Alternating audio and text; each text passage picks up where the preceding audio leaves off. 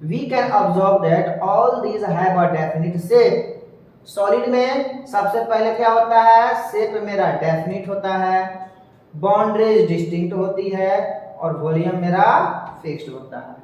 ये पहला character, solid liquid और गैस, ये तीनों का कैरेक्टर एक साथ आएगा डिफरेंसेस लिखने के लिए। तो पहला लाइन ये लिखोगे, चाहे वो सॉलिड का हो या लिक्विड का हो, गैसियस का हो। सॉलिड में लिखोगे शेप मेरा डेफिनिट होता है, वॉल्यूम फिक्स होता है और बाउंड्री डिस्टिंक्ट होता है सॉलिड का। ये पहला कैरेक्टर है, ध्यान देना। शेप फिक्स्ड होता है, बाउंड्री डिस्टिंक्ट होती है और वॉल्यूम मेरा फिक्स्ड होता है। वॉल्यूम कहने का मतलब उसका अंदर का स्पेस, स्पेस मेरा फिक्शन हो गया, अब इसका स्पेस को थोड़े और कर सकते हैं। That is have negligible compressibility, ये ध्यान देना। compressibility, compress मतलब दबाना है, compress को ही compressibility बोला यहाँ पर, मीनिंग सेम है, ठीक है। negligible मीन्स क्या होता है, ना के बराबर। अब नॉट लगाता तो यहाँ गलत हो जाता है। कुछ सॉलिड होते हैं जो कंप्रेस हो सकते हैं एक्सेप्शन केस में, जैसे स्पंज, तकिया हो गया, रुआ हो गया, ये सब क्या है, सॉलिड है ना, लेकिन फिर भी दबते हैं ना, इसलिए नेग्लिजिबल बोला है, ना के बराबर। 99% सॉलिड कंप्रेसिबिलिटी नहीं होता है, 1% नेग्लिजिबल डाला है। तो नेग्लिजिबल मतलब होता है ना के बराबर। तो ये बोला है कि सॉलिड के पार्टिकल्स जो होते हैं वो कंप्रेसिबिलिटी नेग्लिजिबल होते हैं। Solids have a tendency to maintain their shape when subjected to outside force. ये लाइन ध्यान देना, कह रहा है कि सॉलिड के पास अपना खुद का टेंडेंसी होता है कि हम अपने शेप को मेंटेन रखेंगे, चाहे कोई भी इस पर बाहर से फोर्स लगाए। किसी भी ऑब्जेक्ट को बाहर से फोर्स लगाने पे या तो ब्रेक हो जाएगा या टूट जाएगा, दब जाएगा। लेकिन सॉलिड का क्या है, आप इस पर फोर्स लगाइएगा तो ये अपने शेप को मेंटेन रख सकता है। अब दीवार है, दीवार को तुम फोर्स लगाओगे तो तुरंत थोड़ा ढकला जाएगा, वो क्या करेगा, उसके पार्टिकल्स क्या करेंगे, उस फोर्स को रोक सकते हैं, रोकेंगे ना। तो वही बोला है, सॉलिड के पार्टिकल्स के पास टेंडेंसी होता है, टेंडेंसी मतलब क्षमता होता है कि अपने शेप को बरकरार रखें। ये पेन है, अब इसको हम यहाँ उल्टा रख देंगे, तो उल्टा रखे चाहे सीधा रखे, शेप में थोड़े फर्क आने वाला है।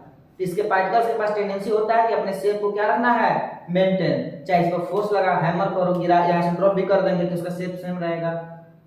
तो सॉलिड के शेप के पास क्या होता है, अपने शेप को मेंटेन रखने के लिए टेंडेंसी होता है, अपने आप को मेंटेन रखते हैं, ये शेप ऑटोमेटिक चेंज नहीं होता है। सॉलिड में ब्रेक बोला, सॉलिड टूट सकता है, सॉलिड में ब्रेक, सॉलिड टूट सकता है अंडर फोर्स। जब इसको फोर्स लगाएंगे तो ये ब्रेक हो सकता है।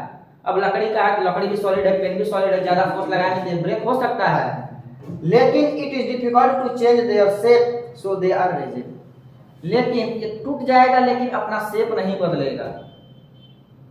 अगर ज्यादा फोर्स लगाइएगा सॉलिड पर तो ये टूट जाएगा लेकिन अपना शेप जल्दी नहीं बदलेगा, इसलिए ये क्या कहलाते हैं, रिजिड कहलाते हैं। रिजिड मतलब कठोर होते हैं, सॉलिड क्या होते हैं, कठोर होते हैं। ये तुम्हारा ये चारों सवाल का जवाब इसी में रह गया। कंप्रेसिबिलिटी, कंप्रेस वाला है ना क्वेश्चंस, तो कंप्रेसिबिलिटी वाला क्या है, नेग्लिजिबल कंप्रेसिबिलिटी है, ठीक। क्या ये डिफ्यूजन हो सकता है दूसरे के साथ, नहीं हो सकता है। कार्टेशियन और कॉलम का पार्टिकल से दूसरे में कैसे मिलाएंगे, नहीं मिलेगा। ये वाला क्वेश्चन, इसको हैमर करेंगे, पुल करेंगे, ड्रॉप करेंगे तो ये ज्यादा फोर्स लगाएंगे तो ये टूट जाएगा लेकिन इसका शेप चेंज नहीं होगा। ये पूछ रहा है क्या इसके पास शेप डेफिनिट होता है, तो हाँ इसका आंसर होगा यस। यहां से यहां तक समझ में आया सॉलिड के बारे में, सॉलिड के बारे में इतना समझ में आया। ये सॉलिड के प्रॉपर्टीज हैं, कैरेक्टर है, ध्यान में रखना, ठीक है। हम एनसीईआरटी अभी सिर्फ पढ़ा रहे हैं, जब एक अगला टॉपिक में जाएंगे तो हम इसका आपको नोट्स दे देंगे अलग वाइज करके, ठीक है। जैसे इधर सॉलिड, इधर लिक्विड, इधर गैसियस, तीनों का एक साथ चार्ट वाइज करके दे देंगे, तुम उसमें से तीनों का एक साथ कैरेक्टर करके देख सकते हो, जल्दी याद हो जाएगा। समझ रहे हो? अभी सिर्फ थ्योरी समझिए, उसके बाद जो याद कराना होगा वो हम पे छोड़ दीजिए। आगे बढ़े यहाँ से। इतना बात दिमाग में रख लेना, ये वाला यही इंपोर्टेंस है। सॉलिड का कैरेक्टर बोलेगा तो ये इंपोर्टेंस इसी को लिखना है।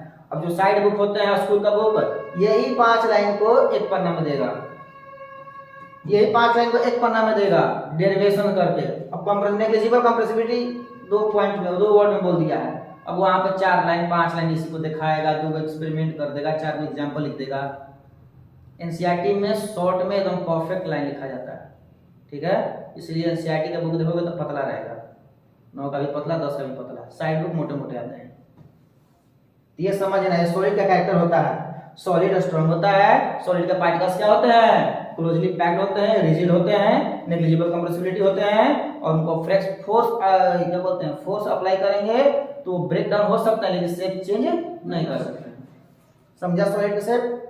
अब यहाँ पर कंसीडर द फॉलोइंग बोला है, तो कंसीडर द फॉलोइंग बोला है तो उसके लिए यहाँ देखो, ये भी क्वेश्चंस है, एग्जांपल से क्वेश्चन समझो। तो क्या बोला है पहला, what about a rubber band. Rubber band देखे हो, जो बालों में तुम लोग लगाते हो, चाहे जो रबड़ होता है वही सब रबर बैंड होता है। रबर बैंड क्या है, सॉलिड। रबर बैंड सॉलिड है ना। अब यहाँ पर तो सारा फेल कर जाएगा सर, आप बोले हैं कि शेप चेंज नहीं होता है, रबर तो इतना छोटा होता है, उसको खींच देते हैं तो बड़ा हो गया, तो शेप तो चेंज हो गया, होता है ना। तो वही बोलिए, what about rubber band, can it change the shape on the stretching. क्या उसको स्ट्रेच करेंगे तो वो अपना शेप बदल देता है, यस बदल देता है। इज इट अ सॉलिड, क्या वह सॉलिड है, तो हाँ सॉलिड है। ये क्वेश्चन मिला, इसका आंसर मिलेगा। दूसरा एक रबर बैंड वाला क्वेश्चन आता है, ये ध्यान रखिएगा, रबर बैंड वाला। दूसरा क्वेश्चन देखिए, व्हाट अबाउट, क्या होगा जब शुगर और चीनी, ये दोनों क्या है, शुगर और चीनी, बड़े बोल दिएगा आप साल्ट नहीं बोले, शुगर और साल्ट, ये दोनों सॉलिड ही होता है। शुगर चीनी ही बोल दिए हैं, चलो कोई बात नहीं।